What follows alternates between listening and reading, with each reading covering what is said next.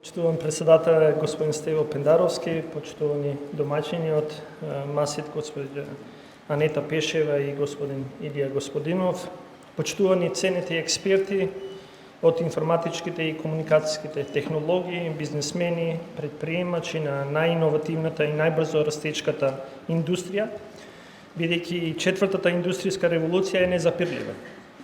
И потрагата по профитабилни бизнес модели и пракси води преку дигитални мостови.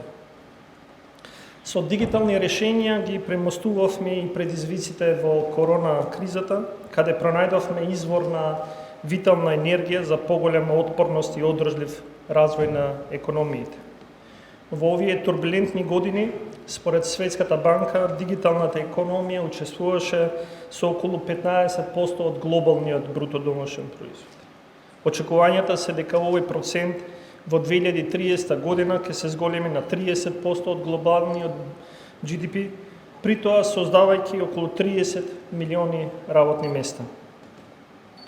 И почитувани, ова не се футуристички желби или проекции. Оваа скица на иднината на економијата за нашата економија не е далечна, недофатлива.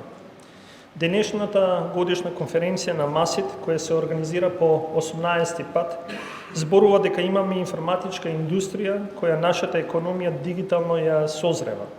Ова символично полнолетство на оваа конференција зборува дека имаме структурни капацитети придобивките од дигитализацијата да ги локализираме. Ако во 2019 година имавме 2198 компании од ИКТ секторот кои направиле нето извоз во вредност од приближно 210 милиони евра, при тоа вработувајќи околу 15.000 граѓани на Северна Македонија, исплатувајќи месечна бруто плата од речиси 1500 евра, минатата 2022 година овие бројки се зголемени.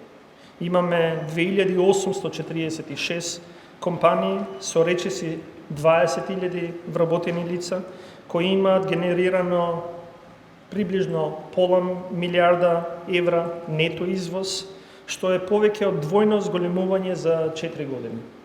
Она што е можеби најважно, вработените во овој сектор минатата година имале просечно бруто плата од 2260 евра месечно.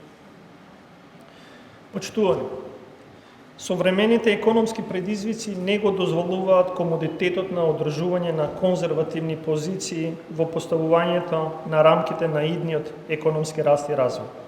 Туку барат антиципативно пресретнување на она што новото време го бара. Затоа преку Законот за финансиска поддршка на инвестициите имплементиравме конкретна мерка за поддршка на нашето стопанство кон зајакнување на иновативноста преку истражување и развој. На самиот почеток на реализацијата на програмата, тоест на Законот за финансиска поддршка на инвестиција, во 2018 година беше исплатена поддршка во висина од околу 6,8 милиони денари кон компаниите. За да оваа година проекциите се дека овој износ ќе изнесува помеѓу 150 и 180 милиони денари за поддршка на истражување и развој. А секако компаниите можат сите информации за планот за економски раст, во кој спаѓа поддршката на компаниите кои тие ја добиваат по Законот за финансиска поддршка на инвестициите, како и условите за инвестирање во технолошки индустријските развојни зони и повиците на Фондот за иновации, да ги добијат на едно место, а тоа е кај првиот дигитален асистент во јавниот сектор во регионот наречен АДА. Пред 2,5 години, скоро 3, кога прв пат почнавме да зборуваме со една од компаниите кои што ја изработи АДА, сите ме праша дали е тоа возможно. Затоа што се уште ChatGPT никој немаше слушнато. Ни се случи месецот кога ја промовиравме АДА да биде промовирано и ChatGPT. Им реков на дечките, благодарам што имавте решение кое што еве се совпаѓа со едно светско решение. И уште еднаш денеска ќе се заблагодарам на нашата домашна стартап компанија која што го разработи АДА, а тоа е Codewell, кој ги видов денеска на конференцијата, а ја видовте и јада у почетокот. И затоа секоја зборувам со гордост за нашите девојки и момци со кои работевме. Тие ја развија АДА, базирана на вештачка интелигенција, која на транспарентен и ефективен начин нуди информации за сите заинтересирани да инвестираат во нашата земја и која државна подршка може да ја користат. Ова е еден чекор и исчекор кон сузбивање на можната корупција. Планот е АДА да го проширува својот опфат на дигитализирани услуги кои ги нуди за нашите граѓани и да, може би во иднина биде препознаена како дигитален point of contact за скоро сите јавни услуги во нашата држава.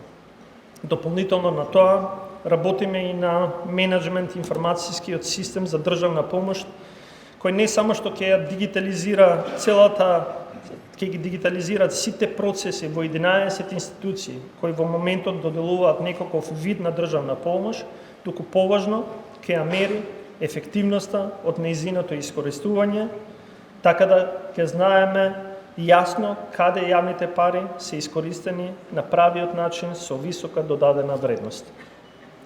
Како влада ја преземаме одговорноста пред сегашните и идните генерации да ќе препознаеме можностите кои долгорочно дигитализацијата ги создава пред националните економија.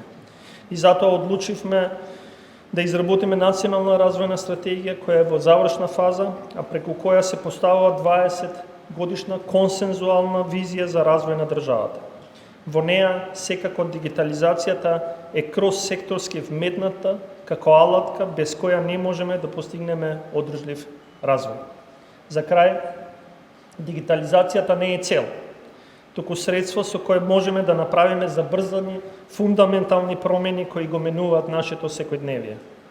И додека одиме по овој пат, од клучно значење е да внимаваме на неговите импликации и да сме високо одговорни за прашањата поврзани со приватноста, безбедноста и дигиталната праведност. Да сме сигурни дека дигитализацијата му служи секому и дека го развива општеството како целина. Ви благодарам.